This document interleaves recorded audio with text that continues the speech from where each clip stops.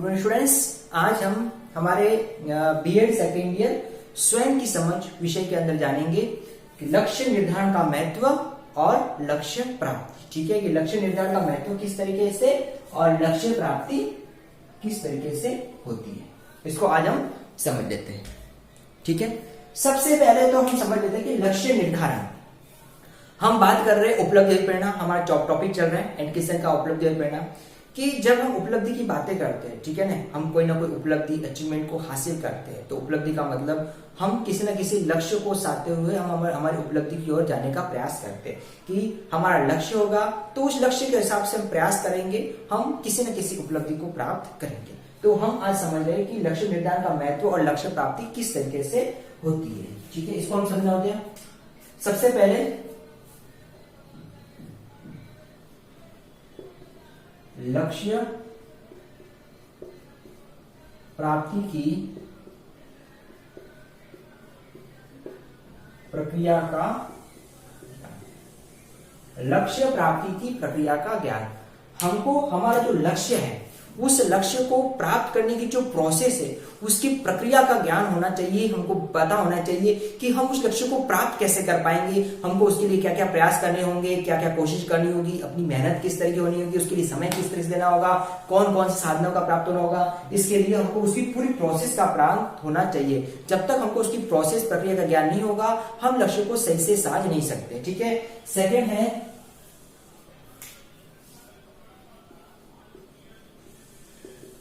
लक्ष्य की यथार्थता का ज्ञान। जो भी लक्ष्य हम साध रहे हैं, ठीक है, उसकी हमको यथार्थता वास्तविकता का ज्ञान होना चाहिए कि वो लक्ष्य हमारे लिए कितना महत्व रखता है, वो हमारे जीवन से किस तरह से संबंधित। जैसे मान लीजिए हमारा लक्ष्य है कि हमको बेहतर जीवन के लिए एक अच्छी जॉब प्राप्त करना, हमको कॉम्पिटिशन फाइट करना, ये हमको इसकी यथार्थता ज्ञान है, तो हम उसकी यथार्थता को समझते हुए हम उसके लिए प्रयासरत रहेंगे, हम कोशिश करेंगे और हम बेहतर लक्ष्य को प्राप्त करने के लिए तैयार रहेंगे। तीसरा है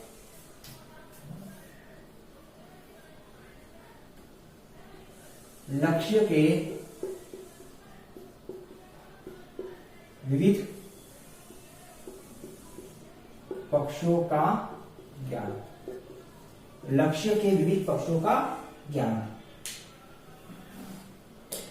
ठीक है, लक्ष्य के विविध पक्ष होते हैं, जो पहलू होते हैं, उन पहलुओं को भी हमको समझना होगा।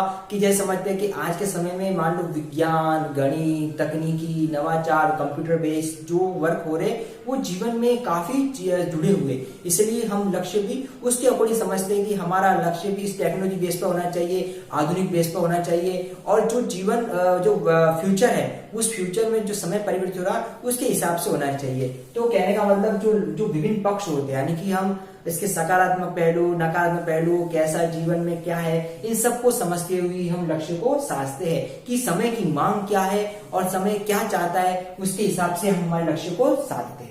अगला है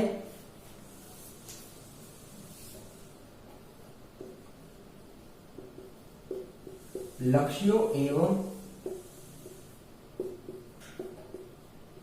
कार्यों में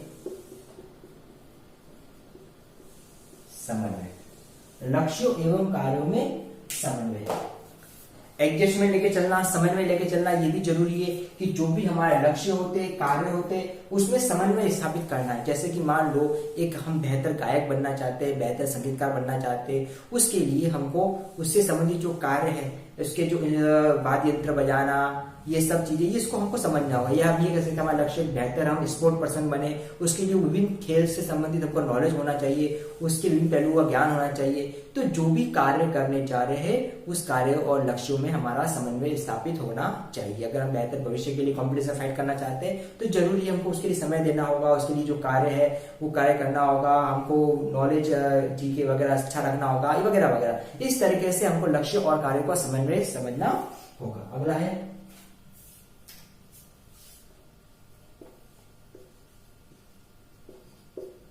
लक्ष्यों का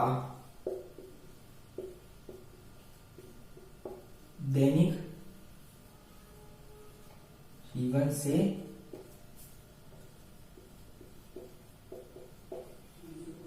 संबंध। जो भी हमारे लक्ष्य है, ठीक है। उनका दैनिक जीवन संबंध होना चाहिए, यानी कि जैसे मान लो हम पढ़ लिख के कुछ बन गए तो हमारा पढ़ा लिखा हमारे दैनिक जीवन में किस तरीके से बात आता है। आज हमने जो भी साइंस मैथ्स में जो चीजें पढ़ी है वो हमारे दैनिक जीवन में किस तरीके से काम आ रही है, यानी कि जो पढ़ी हुई चीजें या जो लक्ष्य हम साध रहे हैं वो लक्ष्यों का हमारे दैनिक जीवन में उपयोग होना चाहिए। दैनिक जीवन से समझना होगा कि हमारे बेहतर भविष्य से हमारा जीवन अच्छा होगा, हम एक अच्छा जीवन व्यतीत करेंगे, किस तरह की समस्या नहीं आएगी वगैरह वगैरह। तो लक्ष्यों को हमारे दैनिक जीवन से संबंध स्थापित करना होगा। अगला है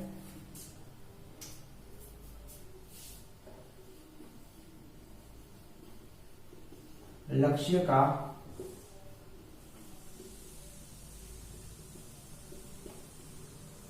आत्मस्वरूप से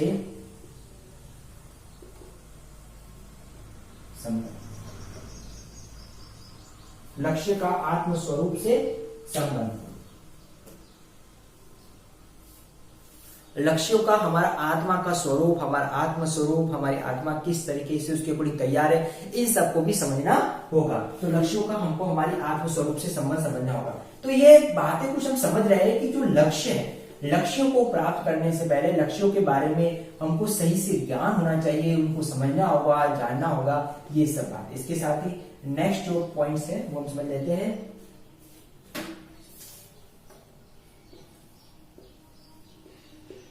दृढ़ संकल्प की स्थिति।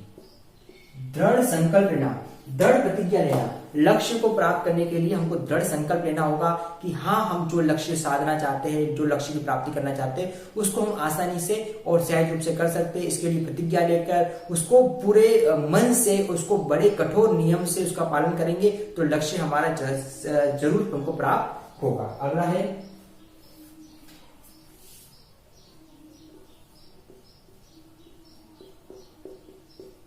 प्रगति के प्रति सकारात्मक दृष्टिकोण। जो भी हम हमारे जीवन में प्रगति करना चाहते हैं, ठीक है, हम हासिल करना चाहते हैं, हम प्रोग्रेस करना चाहते हैं, उस प्रोग्रेस के प्रति हमेशा ही पॉजिटिव सोच रखनी होगी, सकारात्मक, यानी कि हम जो कर रहे हैं वो सही कर रहे हैं, उससे हमको फायदा मिलेगा, हमको ये होगा। अगर नेगेटिव रखते हैं, नकारात्मक रखेंगे कि हम असफल हो जाएंगे, हमको कुछ हमारा समय व्यर्थ हो रहा है, क्या पता क्या होगा वगैरह वगैरह। तो इस तरह की नेगेटिविटी, नकारात्मक सोच उस लक्ष्य के प्रति हमारे पहले से ही हार साबित हो सकती है। इसलिए सकारात्मक सोच रखना बहुत ही जरूरी है। नेक्स्ट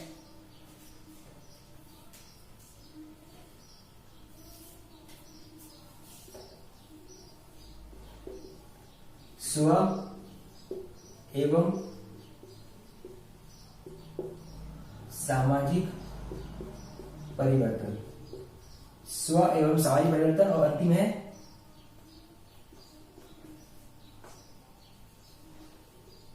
लक्ष्य का नवीनता से संबंध। लक्ष्य का नवीनता से संबंध, ठीक है। स्व एवं सामाजिक परिवर्तन। लक्ष्य में भी हमको स्व और सामाजिक सोच के अकॉर्डिंग ध्यान रखना होगा, उसे परिवर्तन के अकॉर्डिंग काम करना होगा। हम यूं कह सकते हैं कि स्व यानी खुद, सामाजिक यानी सोच, यानी कि कभी कभार लक्ष्य को करने के लिए हमको सामाजिक परिवर्तन, ऐसा कार्य करना है जिससे समाज को एक बेहतर मार्ग मिल सकते, समाज का उत्थान हो सके। इस तरीके से हम अपना कार्य को क्रियान्वित कर सकते हैं। और लक्ष्य का नवीनता संबंध, जो भी लक्ष्य हम साध रहे हैं उसको नवीनता और नवीन सोच से उसका समन्वय संबंध स्थापित करना है, क्योंकि हम जो समय के हिसाब से जो परिवर्तन हो रहा है, बदलाव हो रहा है, उसके हिसाब से हम अपना कार्य करना चाहते हैं, इसलिए नवीनता संबंध स्थापित करना हो। तो ये था, हमने जाना कि लक्ष्य निर्धारण का महत्व और लक्ष्य प्राप्ति क्या होता है। तो आज हमने क्लास में लक्ष्य को प्राप्त करने से पहले इस लक्ष्य महत्व को जाना। अब इससे रिगार्डिंग आज का आपका असाइनमेंट है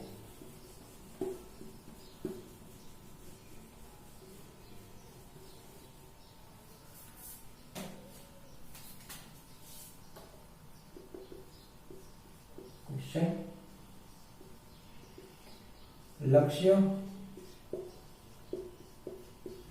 निर्धारण के महत्व को स्पष्ट कीजिए।